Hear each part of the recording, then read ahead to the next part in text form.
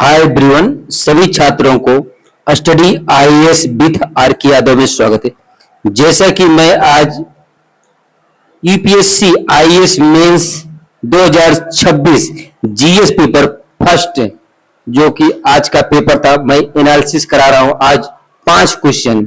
ठीक है, first paper से अगर आपने प्रीवियस ईयर्स के प्रश्नों को देखा है तो आपको इन प्रश्नों को हल करने में बहुत ही मदद मिली होगी।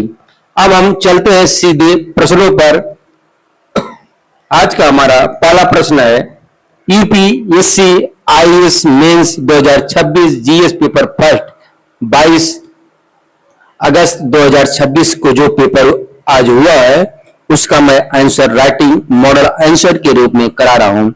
अब हम सीधे प्रश्नों पर चलते हैं। पहला प्रश्न है मौर्य इतिहास के पुनर्निर्माण के लिए अशोक के अभिलेखों के महत्व का विश्लेषण कीजिए। ठीक, अगर आपने प्रीवियस ईयर्स के प्रश्नों को तैयार कर लिया है तो तैयार किए हैं तो उन्हीं प्रश्नों के अंदर से आप इस प्रश्न का जवाब लिख सकते हैं। सबसे पहले हम प्रश्न के अकॉर्डिंग भूमिका को लिखेंगे। मौर्य काल विशेषकर अशोक के शासन के इतिहास के पुनर्निर्माण में अभिलेख सबसे महत्वपूर्ण प्राथमिक स्रोत है। ये तत्कालीन शासन, समाज, धर्म और प्रशासन की प्रत्यक्ष जानकारी देते हैं। ठीक, ये तो हो गया आपका भूमिका के रूप में। अब हम सीधे मेन बॉडी पार्ट मुख्य भाग पर चलते हैं। अशोक के अभिलेखों का महत्व के बारे में देखेंगे। सबसे पहले हम राजनीतिक इतिहास देखेंगे। कलिंग युद्ध, अशोक की विजय नीति में परिवर्तन तथा साम्राज्य की व्यापकता की जानकारी मिलती है। ठीक, अब हम प्रशासन के बारे में, क्योंकि हमको 150 शब्दों में उत्तर के लिखना है तो इसलिए हम पॉइंट टू पॉइंट प्रश्न के अकॉर्डिंग उत्तर को दे रहे हैं। अधिकारियों, धर्म महापात्रों, मात्रों, न्याय तथा प्रजा कल्याण संबंधी नीतियों का ब्यौरा मिलता है। अगला पॉइंट है धम्म नीति, अहिंसा, सहिष्णुता, माता पिता की सेवा और सभी धर्मों के सम्मान पर अशोक के विचार स्पष्ट होते हैं। ठीक, अगला पॉइंट है सामाजिक जीवन, विभिन्न वर्गों के प्रति राज्य के दृष्टिकोण तथा नैतिक मूल्यों की जानकारी प्राप्त होती है। अगला पॉइंट है आर्थिक एवं लोक कल्याण के क्षेत्र में हम देखेंगे कुएं, वृक्षारोपण, चिकित्सा और यात्रियों के लिए सुविधाओं जैसी व्यवस्थाओं का उल्लेख मिलता है। अब हम उनकी भाषाएं, लिपि के बारे में देखेंगे। ब्राह्मी, खरोष्टी, यूनानी और अरामाइक लिपियों के प्रयोग से मौर्यकालीन सांस्कृतिक विविधता का पता चलता है। अगला पॉइंट है ऐतिहासिक प्रामाणिकता, अभिलेख समकालीन स्रोत होने के कारण बाद के साहित्यिक स्रोतों की तुलना में अधिक प्रत्यक्ष एवं विश्वसनीय साक्ष्य प्रदान करते हैं। अब हम सीमाएं देखेंगे। ठीक, इनमें सामान्य जनजीवन, आर्थिक आंकड़ों तथा मौर्य प्रशासन के सभी पहलुओं का विस्तृत विवरण नहीं मिलता, अतः साहित्यिक एवं पुरातात्विक स्रोतों के साथ इनका अध्ययन आवश्यक है। अब हम सीधे निष्कर्ष पर चलते हैं, कंक्लूजन। अशोक के अभिलेख मौर्य इतिहास के पुनर्निर्माण की रीढ़ है। यद्यपि वह मुख्यतः अशोक की नीतियों पर केंद्रित हैं, फिर भी अन्य स्रोतों के साथ मिलकर वह मौर्य प्रशासन की राजनीतिक, सामाजिक, प्रशासनिक एवं धार्मिक तस्वीर को स्पष्ट करते हैं। ठीक, अब हम सीधे अगले प्रश्न पर चलते हैं। आज का हमारा प्रश्न नंबर 2 है भारत में औपनिवेशिक प्रशासन और शिक्षा पर मैकाले मिनट के प्रभाव की विवेचना कीजिए। जहां तक मेरा मानना है कि ये क्वेश्चन लगभग आपको 2013 या 14 में मैकाले से संबंधित पूछा गया क्वेश्चन है। अब हम सीधे भूमिका पर चलते हैं। थॉमस बेबिंगटन मैकाले ने 1835 में मिनट ऑन इंडियन एजुकेशन प्रस्तुत किया। इसके आधार पर लॉर्ड विलियम बेंटिक ने अंग्रेजी शिक्षा को बढ़ावा दिया। इसका उद्देश्य पश्चिमी ज्ञान और अंग्रेजी भाषा के माध्यम से औपनिवेशिक शासन के लिए शिक्षित वर्ग तैयार करना था। ठीक, अब हम सीधे मुख्य भाग पर चलते हैं। पहला पॉइंट है शिक्षा पर प्रभाव। देखेंगे अंग्रेजी माध्यम को उच्च शिक्षा का प्रमुख आधार बनाया गया। यूरोपीय विज्ञान, तर्कवाद, इतिहास और साहित्य का प्रसार हुआ। आधुनिक शिक्षा संस्थानों और नए मध्यम वर्ग के विकास को गति मिली। भारतीय भाषाओं एवं पारंपरिक शिक्षा पद्धतियों की उपेक्षा हुई। अंग्रेजी शिक्षित वर्ग आगे चलकर सामाजिक सुधार और राष्ट्रवाद का वाहक बना। ठीक, अब हम प्रश्न के अकॉर्डिंग औपनिवेशिक प्रशासन पर प्रभाव को देखेंगे। क्या क्या प्रभाव पड़ा। अंग्रेजी शिक्षित भारतीयों का एक वर्ग तैयार हुआ जिसने प्रशासन में क्लर्क एवं अधीनस्थ अधिकारी के रूप में कार्य किया। प्रशासनिक कार्यों में अंग्रेजी का प्रभुत्व बढ़ा और शासन अधिक केंद्रीकृत हुआ। ब्रिटिश शासन को कम लागत में प्रशिक्षित मानव संसाधन मिला। शिक्षित भारतीयों में समानता, स्वतंत्रता और अधिकारों के विचार भी विकसित हुए जिसने बाद में औपनिवेशिक शासन को चुनौती दी। ठीक, अब हम सीधे निष्कर्ष पर चलते हैं। अतः मैकाले मिनट ने औपनिवेशिक प्रशासन को मानव संसाधन और अंग्रेजी भाषा का आधार दिया, लेकिन अनपेक्षित रूप से इसी शिक्षा ने आधुनिक चेतना, सामाजिक सुधार और भारतीय राष्ट्रवाद के विकास को भी मजबूत किया। अब हम सीधे अगले प्रश्न पर चलते हैं। गांधीवादी आंदोलनों का महत्व उनके द्वारा संगठित जनसमूहों में निहित था, स्पष्ट कीजिए। ठीक, ये भी अब अगर आपने प्रीवियस ईयर्स के प्रश्नों को तैयार किया है तो आप इस प्रश्न का उत्तर आप आसानी से लिख सकते हैं। अब हम सबसे पहले प्रश्न के अकॉर्डिंग भूमिका को लिखेंगे। महात्मा गांधी ने भारतीय स्वतंत्रता आंदोलन को अभिजात वर्ग के सीमित आंदोलन से जन आंदोलन में परिवर्तित किया। सत्याग्रह, अहिंसा और असहयोग के माध्यम से उन्होंने समाज के विभिन्न वर्गों को राष्ट्रीय संघर्ष से जोड़ा। अब हम सीधे मुख्य भाग पर चलते हैं। गांधीवादी आंदोलनों की वास्तविक शक्ति जन संगठन के बारे में हम देखेंगे। सबसे पहले है व्यापक जन भागीदारी। असहयोग आंदोलन 1920 से 22 में विद्यार्थी, शिक्षक, वकील, व्यापारी एवं किसान जुड़े। सबने अवज्ञा आंदोलन 1930 में नमक कानून तोड़ने से लेकर विदेशी वस्त्रों के बहिष्कार तक जनता सक्रिय हुई। भारत छोड़ो आंदोलन 1942 ने स्वतंत्रता की मांग को व्यापक जन विद्रोह का रूप दिया। अब हम अगला पॉइंट देखेंगे, ग्रामीण भारत का राजनीतिकरण। चंपारण, खेड़ा और बारडोली जैसी आंदोलनों ने किसानों को उनके अधिकारों के प्रति जागरूक किया। गांधी ने स्थानीय समस्याओं को राष्ट्रीय स्वतंत्रता संघर्ष से जोड़ा।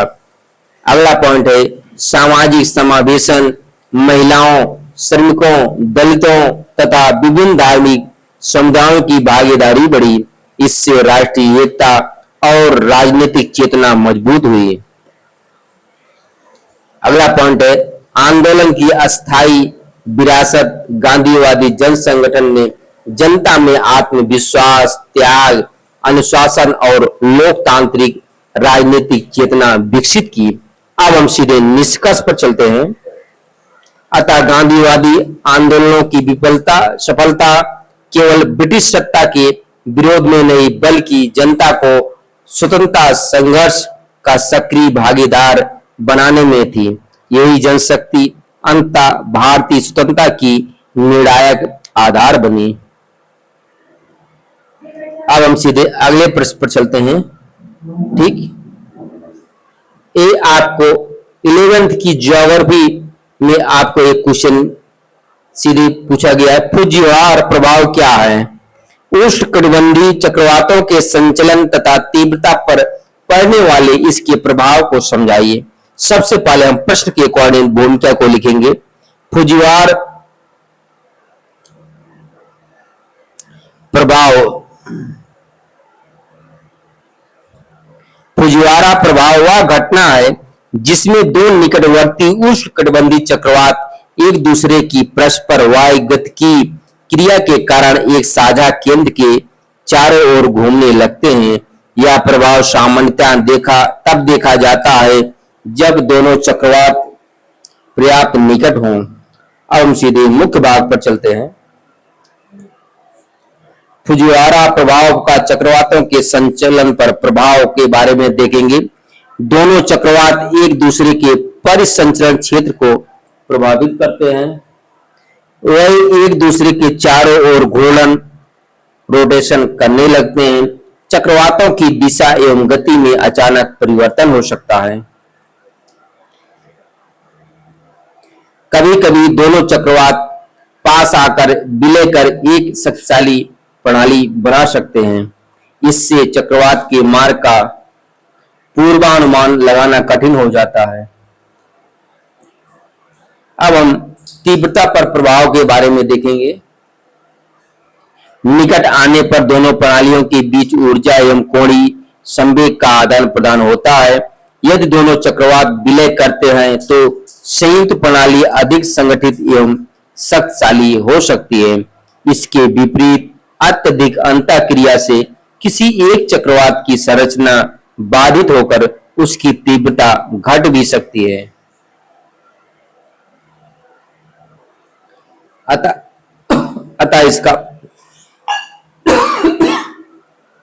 इसका प्रभाव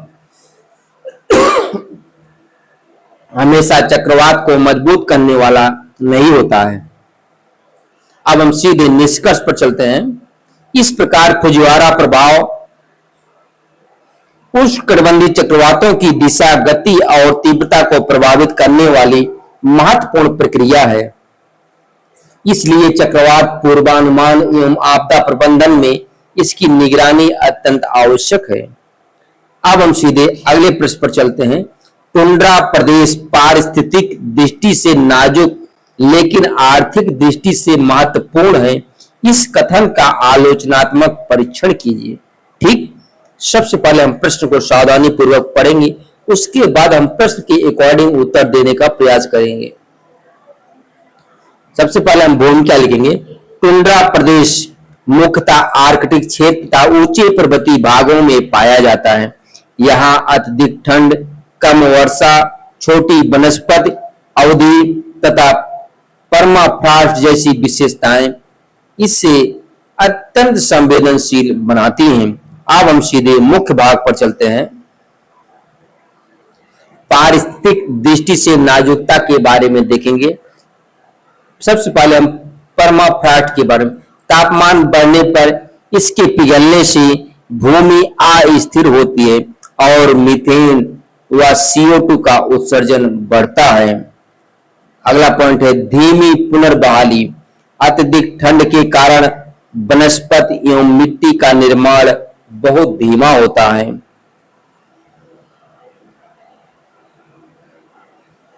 अगला पॉइंट है जैव विविधता। ध्रुवीय भालू, रेनडियर, आर्कटिक लोमड़ी आदि जलवायु परिवर्तन के प्रति संवेदनशील है। अगला पॉइंट है जलवायु परिवर्तन। आर्कटिक का तापमान वैश्विक औसत की तुलना में अधिक तेजी से बढ़ रहा है। अब हम आर्थिक दृष्टि से इसके महत्व के बारे में देखेंगे। क्या महत्व है? खनिज एवं ऊर्जा के क्षेत्र में सबसे पहले हम देखेंगे तेल, प्राकृतिक गैस, कोयला तथा निकेल, यूरेनियम जैसे खनिजों के भंडार पाए जाते हैं। अगला पॉइंट है नए समुद्री मार्ग। बर्फ पिघलने से उत्तरी समुद्री मार्ग का व्यापारिक महत्व बढ़ रहा है। अगला पॉइंट है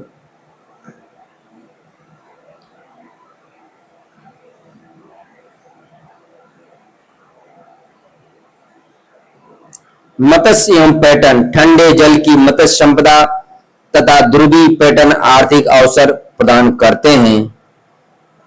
अब हम इसके रणनीतिक महत्व के बारे में देखेंगे।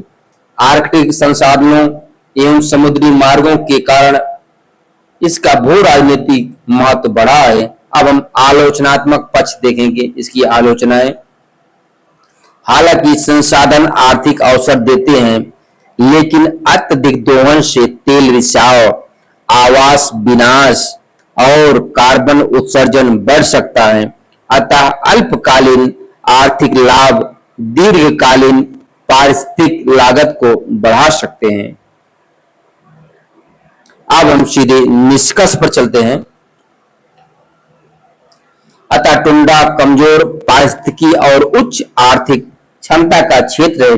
सतत विकास, स्वच्छ तकनीक, कठोर पर्यावरणीय मानक तथा अंतरराष्ट्रीय सहयोग के माध्यम से ही इसके आर्थिक महत्व और पारिस्थितिक संरक्षण में संतुलन स्थापित किया जा सकता है। ये आज हमारा 5 क्वेश्चन था। अब हम सीधे अगले